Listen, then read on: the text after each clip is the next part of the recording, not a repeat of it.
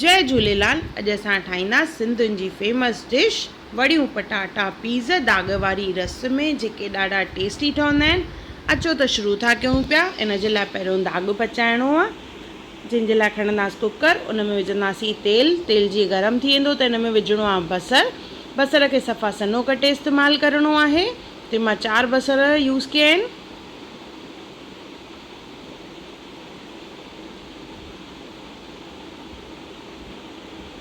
Golden brown थिए तेसिताईं इनखे भुञणो आहे बसर खे। इन में गॾु असां विझंदासीं तेज पत्तो यानी कमाल पत्तो,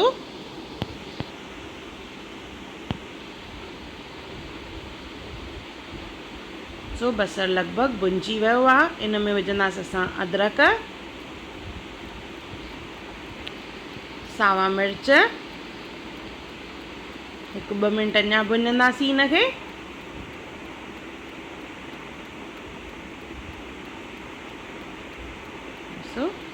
बसर भुंजी वियो आहे। हाणे इन में विझंदासीं असां टमाटा। ते मां 3 टमाटनि जो इस्तेमालु कयो आहे। चङी तरह घुमाईंदासीं इनखे और टमाटे खे सिजाइणो आहे। 4 खां 5 मिंट लॻंदा टमाटे खे सिजाइण में।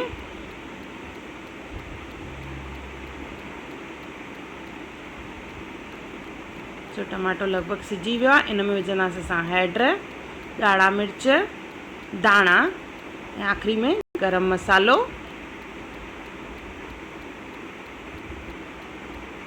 चङी तरह घुमाईंदासीं। हल्को हल्को तेल निकिरणु चालू थी वियो आहे त इन में विझंदासीं असां पाणी। 1/2 खां मुनो गिलास इन में पाणी विझणो आहे।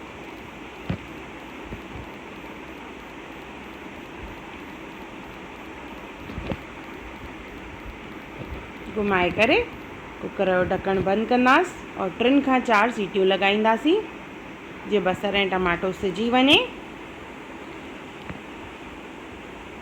तेसिताईं असां इहे वड़ियूं तरे वठंदासीं। इहे वड़ियूं आहिनि जेके ईज़ीली अवेलेबल आहिनि मार्केट में। इन्हनि खे यूज़ करण खां पहिरियों तरणो आहे त उन सां भाॼीअ में टेस्ट ॾाढी सुठी ईंदी आहे। इहे काफ़ी जल्दी तरिजी वेंदियूं आहिनि। कंटिन्यूस घुमाईंदे इनखे असां तरींदासीं।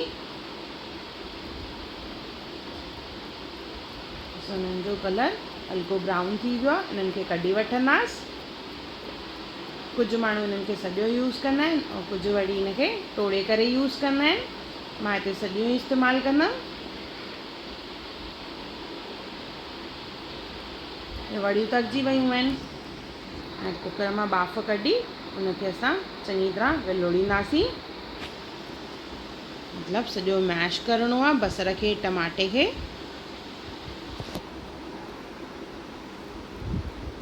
मंदीअड़े जो इस्तेमालु करिणो आहे, ब्लेंडर जो न।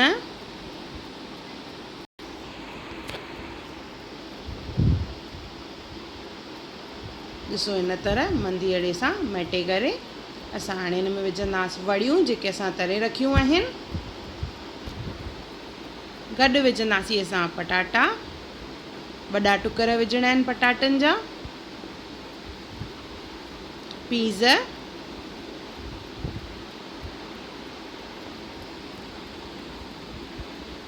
ऐं गॾु विझंदासीं लूणु।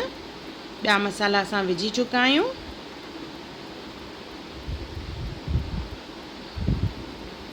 के चङी तरह घुमाईंदासीं।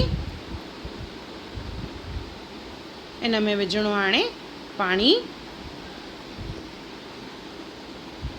रस छिटी खपे या घाटी, उन जे हिसाब सां पाणीअ जो इस्तेमालु कजे।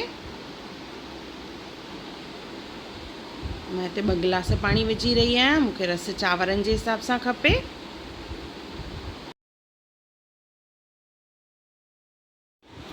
इन में विझंदासीं असां साओ मसालो।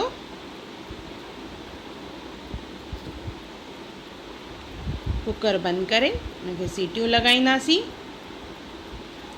लॻभॻि इहे वड़ियूं जेके आहिनि 3 खां 4 सीटियुनि में ॻड़ी वेंदियूं आहिनि। कुंज खे वधीक टाइम लॻंदो आहे, उन जे हिसाब सां सीटियूं हणाइजनि।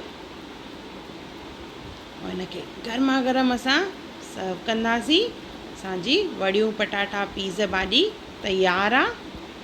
हिकु दफ़ो ज़रूरु ठाहिजो ऐं मूंखे कमेंट सेक्शन में ज़रूरु ॿुधाइजो त तव्हांखे इहे सिंधी भाॼी कीअं लॻी। ऐं मुंहिंजो वीडियो ॾिसण लाइ धन्यवाद।